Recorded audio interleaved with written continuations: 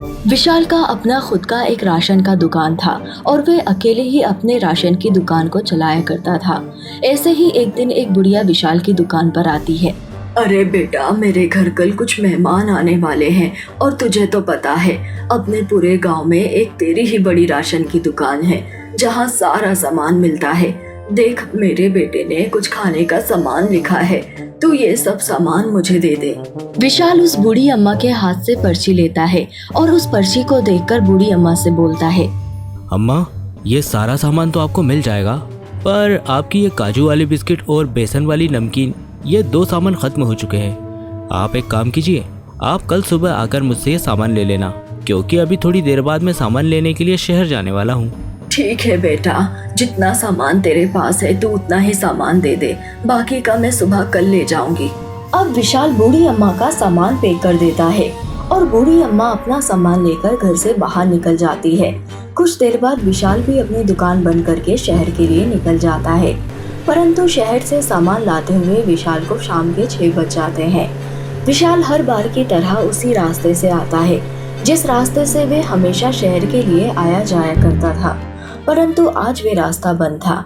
शायद वहाँ पर रोड बनने का काम हो रहा था, जिस वजह से विशाल आज कच्ची सड़क का रास्ता पकड़ लेता है। थोड़ी दूर जाने के बाद उसे एक छोटी सी चाय की टपरी दिखती है जहाँ एक बहुत ही सुंदर और समझदार लड़की चाय बेच रही होती है। उस लड़की को देखकर विशाल खुद से बोलता है, अरे, ये लड़की कितनी सुंदर, समझदार और पढ़ी लिखी लग रही है, पर ये इस तरह से यहाँ पर चाय क्यों बेच रही है, ऐसे अकेले इस रास्ते पर? इसकी दुकान के अलावा यहाँ और कोई दूसरी दुकान भी नजर नहीं आ रही। नजर आ रहा है तो बस यह कॉलेज। एक काम करता हूँ, चाय वाली से ही पूछ लेता हूँ। इतना बोलकर विशाल चाय वाली के पास जाता है और उससे एक कप चाय मांगता है। चाय पीने के साथ साथ अब विशाल उससे बात करने की सोचता है और उससे बोलता है, वैसे तुम्हें देखकर लगता है कि तुम बहुत अच्छे परिवार से हो, पढ़ी लिखी भी लगती हो और समझदार भी।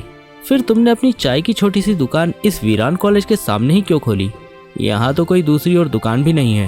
यहाँ मेरी दुकान के अलावा कोई दूसरी दुकान नहीं है, इसलिए तो मैंने यहाँ पर अपनी चाय की दुकान खोली। साथ में कुछ मीठे बिस्किट भी रख लेती हूँ ताकि मेरी दुकान अच्छे से चल सके। वैसे तुम दिखने में जितनी ज्यादा समझदार लगती हो, असल में उससे कहीं ज्यादा समझदार हो। तुम्हारा दिमाग तो बिल्कुल बिजनेस वुमेन की तरह चल रहा है। अच्छा, वैसे तुमने यहाँ पर ही क्यों चाय की दुकान खोलने की सोची? और इस छोटी सी चाय की दुकान से तुम पूरे दिन में कितना कमा लेती हो? इतना तो मैं कमा ही लेती हूँ कि मुझे दूसरों के आगे हाथ ना फैलाना पड़े। अच्छा, मेरी दुकान बंद करने का समय हो चुका है। पर इतनी जल्दी क्यों?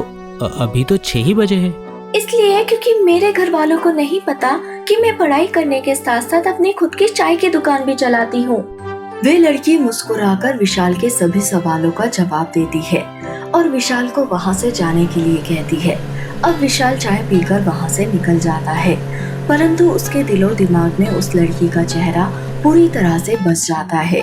वे उस लड़की से मिलने के लिए अगले दिन फिर से शहर जाता है और शहर से सामान लाते हुए उसी लड़की की दुकान पर जाता है और उससे बोलता है, तुम चाय बहुत अच्छी बनाती हो। Thank you. वैसे तुम्हारा नाम क्या है? मेरा नाम निकिता है। अब तुम अपने घर जाओ, मेरा दुकान बंद करने का समय हो चुका है। कर लेना, मैं बस तुमसे थोड़ी देर बात करना चाहता हूँ। क्या हम थोड़ी देर बैठकर बात कर सकते हैं? मैंने कहा ना, मेरे दुकान बंद करने का समय हो चुका है, इसलिए अब तुम यहाँ से अपने घर जाओ। इतना बोलकर वो लड़की अपनी दुकान बंद करने लगती है और वहाँ से जाने लगती है। तभी विशाल उसका हाथ पकड़ लेता है और उसे रोक लेता है। जैसे ही 7 बजते हैं, वे लड़की अपने असली रूप में आने लगती है। अब उसके पैर उल्टे हो जाते हैं, आंखें लाल हो जाती है और आवाज डरावनी हो जाती है। जब विशाल उसका असली रूप देखता है तो वे बहुत डर जाता है।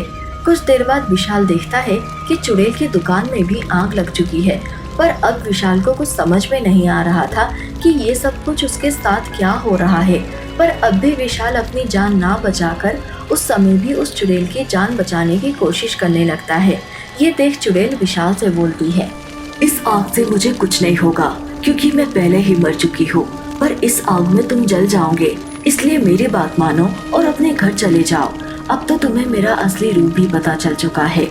मुझे नहीं पता कि तुम्हारे साथ क्या हुआ था, पर मैं तुम्हारी मदद करना चाहता हूँ। विशाल के इतना बोलते ही दुकान में लगी आग शांत हो जाती है और चुड़ैल रोने लगती है और रोते हुए विशाल से बोलती है, अगर तुम सच में मेरी मदद करना चाहते हो तो मेरे माता पिता को जाकर सब सच बता दो कि उनकी बेटी कहीं भागी नहीं है। उनकी बेटी ने हार नहीं मानी थी।